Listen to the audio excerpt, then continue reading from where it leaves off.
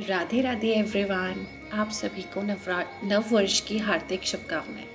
जैसा कि हम जानते हैं कि नवरात्र चल रहे हैं और नवरात्र में दुर्गा माँ की कथा का महत्व बहुत है।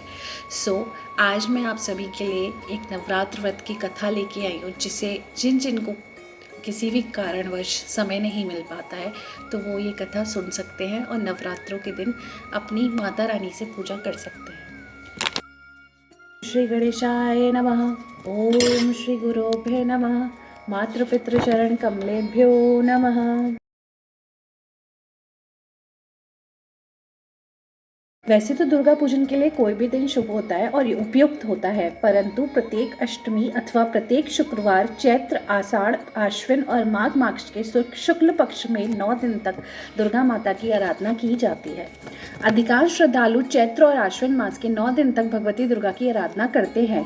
9 दिन तक भगवती दुर्गा की आराधना करते हैं और संयोग से इन्हीं शारदीय और बोधन नवरात्र में भगवान श्री राम की आराधना भी होती है। नवरात्र के संबंध में पौराणिक कथाओं के अतिरिक्त निम्नलिखित कथा का प्रचलन है। देवताओं के गुरु श्री बृहस्पति जी ने एक बार ब्रह्मा जी से पूछा, हे ब्रह्मा, आप सभी शास्त्रों को जानने वाले हैं, आप कृपा करके माँ भगवती की प्रसन्नता के लिए किया जाने वाला नवरात्र व्रत क्यों किया जाता है? इस व्रत को पहले किसने किया? इस व्रत का क्या फल है? कृपा करके मुझे बताएं। श्री ब्रह्मा जी ने कहा, हे देवगुरु, आपने जगत के कल्याण के लिए अच्छा प्रश्न किया है। प्रत्येक वर्ष चैत्र, आषाढ़, आश्विन और माघ मास के शुक्ल पक्ष में नवरात्र व्रत किए जाते हैं। इन चारों में भी चैत्र और आश्विन मास के नवरात्र व्रत प्रमुख माने गए हैं। इन नवरात्रों में व्रत करने वाले की सभी मनोकामनाएं पूर्ण होती हैं। माँ भगवती की कृपा से व्रत, पूजन और कथा श्रावण के साथ दान पुण्य करने वाला मोक्ष का अधिकारी बनता है। नवरात्र व्रत करने वाला धन, विद्या, पुत्र आदि प्राप्त करता है। इस व्रत को न करने वाला मनुष्य उत्तम धन से रहित होकर पृथ्वी पर सम्मान नहीं पाता। यदि इस व्रत को करने वाला मनुष्य पूरे दिन का उपवास ना कर सके तो वह एक समय भोजन कर ले और उस दिन वानवों सहित नवरात्र की कथा का श्रावण कर ले। हे बृहस्पति, जिसने पहले इस महाव्रत को किया उसका पवित्र इतिहास मैं तुम्हें सुनाता हूँ। इस प्रकार ब्रह्मा जी के वचन सुनकर श्री बृहस्पति जी बोले, इस कल्याणकारी व्रत के इतिहास को मैं सावधान होकर सुन रहा हूँ, कृपया सविस्तार करें। ब्रह्मा जी बोले, पीठत नाम के मनोहर नगर में एक सुनात नाम का ब्राह्मण रहता था। वह भगवती दुर्गा का परम भक्त था। उसके परिवार में सुमति नाम की एक अत्यंत सुंदर पुत्री पैदा हुई। वह कन्या अपने पिता के घर में शुक्ल पक्ष के चंद्रकला के समान बढ़ने लगी। उसका पिता प्रतिदिन दुर्गा की पूजा और होम किया करता था। कन्या भी नियम से पूजा में उपस्थित होती थी। एक दिन वह सुमति अपनी सखियों के साथ खेल में लग गई और भगवती पूजन में देर से उपस्थित हुई। ब्राह्मण ने समझा कि उसकी पुत्री की पूजा में रुचि नहीं है। वह अपना बनाव श्रृंगार ही जरूरी समझती है। उसने क्रोध में आकर सोचा, मैं इसे अब ऐसी जगह ब्याह दूंगा जिससे इसका रूप रंग व्यर्थ हो जाए। यह सोचकर ब्राह्मण ने कहा, बेटी, तुम मेरा कहा नहीं सुनती, तेरा बहुत बुरा होगा। पुत्री ने बड़ी विनम्रता के साथ कहा, पिताजी, माँ मेरी रक्षक हैं, भाग्य का लिखन मिटता नहीं। पुत्री की ऐसी बातें सुनकर पिता को क्रोध आया और पुत्री से कहने लगे, हे पुत्री, तूने भगवती का पूजन नहीं किया, मैं कुष्ठी और दरिद्री के साथ तेरा विवाह करूंगा।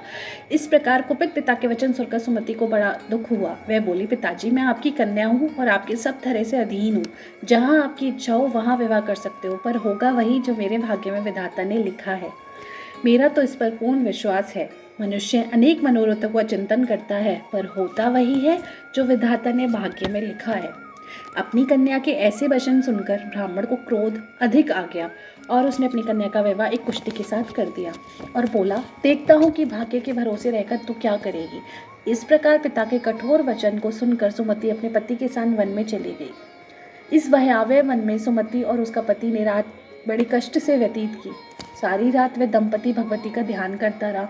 माँ बड़ी दयालु है। सुमति का दुख देख द्रवित होकर भगवती प्रकट हो गई। वह सुमति से कहने लगी, हे पुत्री, मैं तुम पर प्रसन्न हूँ। तुम जो चाहो वरदान मांग सकती हो।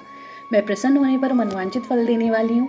इस प्रकार भगवती दुर्गा का वचन सुनकर सुमति ने कहा, आप कौन है जो मुझ पर प्रसन्न है? ये सब मुझे कहें और अपनी कृपा दृष्टि से मुझ दीन दासी को कृतार्थ करें। सुमति का वचन सुनकर देवी बोली, मैं आदि शक्ति हूँ और ब्रह्म विद्या हूँ और सरस्वती हूँ। मैं प्रसन्न होने पर प्राणियों के दुख को दूर करती हूँ और उन्हें सुख प्रदान करती हूँ। सुमति माँ के चरणों में गिर गई। उन्होंने हाथ जोड़कर पूछा, हे माँ, किन कारणों से मेरी यह दुर्गति हुई है? इस जन्म में तो मैंने कोई पाप नहीं किया। आप कृपया कर मुझे पूर्व जन्म के बारे में बताएं। श्री भगवती ने कहा, मैं तुम्हें तुम्हारे पूर्व जन्म का वृतांत सुनाती हूँ। तुम पूर्व जन्म में निषाद भील की पतिव्रता स्त्री थी। एक दिन तुम्हारे पति निषाद पति ने चोरी की। चोरी के कारण तुम दोनों को सिपाही ने पकड़ लिया और कारागृह में डाल दिया। उन लोगों ने तुझे और तेरे पति को भोजन नहीं दिया। भाग्य से वह दिन नवरात्र के थे। नवरात्र में तुम्हें न खाते न अन्न जल खाने को अन्न मिला और न पीने को जल। इस प्रकार 9 दिन तक नवरात्र व्रत हो गया। हे सुमति, उन दिनों जो व्रत हुआ, उस व्रत के प्रभाव से मैं प्रसन्न होकर तुम्हें उत्तम परिवार मिला था। उसी जन्म के प्रभाव से मैंने तुम्हें दर्शन दिए हैं। अब तुम मनोवांछित वस्तु को प्राप्त कर सकती हो। तुम्हारी जो इच्छा हो मांगो। माँ दुर्गा के ऐसे वचन सुनकर सुमति बोली, हे माँ, अगर आप मुझ पर प्रसन्न हैं तो कृपया कर मेरे पति के कोढ़ को दूर कर दें। देवी बोली, उन दिनों जो व्रत हुआ, उस व्रत के एक दिन का पुण्य अपने पति के कोढ़ के लिए अर्पण करो। मेरे प्रभाव से तेरा पति कोढ़ से रहित हो जाएगा। माँ दुर्गा की महिमा अपरंपार है। किसी भी जन्म में किया गया पुण्य उनका नाम, स्मरण, व्रत आदि का मनचाहा वरदान देता है। श्री ब्रह्मा जी ने कहा, देवी के ऐसे वचन सुनकर सुमति बड़ी प्रसन्न हुई और अपने पति की निरोग करने की इच्छा से माँ दुर्गा को प्रणाम कर बोली, हे माँ, तुम मुझ पर कृपा करो। अपने पूजन का फल देकर मेरे पति को निरोग कर दो। तत्क्षण ही सुमति के पति का शरीर भगवती देवी की कृपा से कांतियुक्त हो गया। पति की मनोहर देह को देखकर सुमति माँ की स्तुति करने लगी। उसने कहा, हे माँ, आप दुर्गति को दूर करने वाले, तीनों लोक का संताप हरने वाले, समस्त दुखों को दूर करने वाले, रोगी मनुष्य को निरोग करने वाले, प्रसन्न होने पर मनोवांछित फल देने वाले हो, दुष्टों का नाश करने वाले हो। सारे जगत की आप ही माता और पिता हैं। हे अम्बे, मेरे छोटे से अपराध पर मेरे पिता ने एक कुष्ठी के साथ मेरा विवाह किया था। आपने मेरा उद्धार किया है। हे देवी, मैं आपको प्रणाम करती हूँ। आप मुझ दीन की रक्षा करें। इस प्रकार वंदना कर सुमति माँ के चरणों में गिर पड़ी। ब्रह्मा जी बोले, बृहस्पति, सुमति ने मन से देवी की स्तुति की थी, इसलिए देवी संतुष्ट हुई। वह सुमति से बोली, हे पुत्री, तेरे उदालक नाम का बुद्धिमान, धनवान, कीर्तिमान और जितेंद्र पुत्र पैदा होगा। ऐसा कह देवी से कहने लगी, हे पुत्री, यदि तेरी और कोई इच्छा हो तो तू मांग सकती है। भगवती दुर्गा माँ के वचन सुनकर सुमति बोली, हे दुर्गे, आप मुझ पर प्रसन्न है तो कृपा कर मुझे नवरात्र व्रत की विधि बताइए। हे दयावती, जिस विधि से नवरात्र व्रत करने से आप प्रसन्न होती हैं, उस विधि और उसके फल को विस्तार पूर्वक कहें। सुमति के वचन सुनकर देवी माँ बोली, हे पुत्री, मैं तुम्हारे लिए संपूर्ण पापों को दूर करने वाले नवरात्र व्रत विधि बताती हूँ, जिससे मनुष्य पापों से छूटकर मोक्ष की प्राप्ति करता है। आश्विन मास के शुक्ल पक्ष की प्रतिपदा से लेकर 9 दिन तक विधि पूर्वक व्रत करें। यदि दिन भर का व्रत ना कर सकें तो एक समय भोजन करें। योग्य ब्राह्मण से पूछकर घट की स्थापना करें और वाटिका बनाकर उसको प्रतिदिन जल से सींचे। माँ काली, महालक्ष्मी, महासरस्वती की मूर्तियां बनाकर नित्य विधि विधान सहित पूजा करें और अर्घ्य दें। विजोर के फूल से अर्घ्य देने से रूप की प्राप्ति होती है। जायफल से कीर्ति और दाग से कार्य सिद्धि होती है। आंवले से सुख और केले से आभूषण की प्राप्ति होती है। इस प्रकार फलों से अर्घ्य देकर यथाविधि हवन करें। खांड, घी, गेहूँ, जौ, तिल, बिलपत्र, नारियल, दाग, कदम, इनसे हवन करें। गेहूँ होम करने से लक्ष्मी की प्राप्ति होती है। खीर से परिवार वृद्धि, चंपा के पुष्पों से धन और सुख की प्राप्ति होती है। आंवले से कीर्ति, केले से पुत्र प्राप्त होता है। कमल से राज सम्मान और दाखों से सुख संपत्ति की प्राप्ति होती है। खांड, घी, नारियल, शहद, जौ, तिल, इनसे फलों से हवन करने से मनोवांछित वस्तु की प्राप्ति होती है।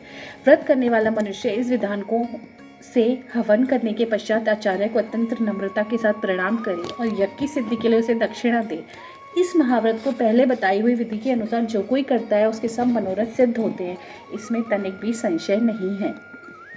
इन दिनों जो कुछ दान दिया जाता है उससे करोड़ों फल मिलता है। नवरात्र के व्रत करने से अश्वमेघ यज्ञ का फल मिलता है। नवरात्रों में भगवती के पूजन हवन विधि की यह विधि जान सुमति प्रसन्न हो गई। हे देवगुरु बृहस्पति, संपूर्ण कामनाओं को पूर्ण करने वाले इस उत्तम व्रत को तीर्थ, देवी मंदिर अथवा सुविधा हो तो घर में ही विधि अनुसार करें। कवच, कीलक, अर्गला स्त्रोत का पाठ, हवन, पुराण आदि के साथ श्री भगवती का पूजन करना चाहिए। नवरात्र व्रत की विधि और फल बताकर देवी अंतर्ध्यान हो गई। जो पुरुष या स्त्री इस व्रत को भक्ति पूर्वक करता है वह इस लोक में सुख भोग कर अंत में मोक्ष को प्राप्त करता है। बोलो नवदुर्गा मैया की जय।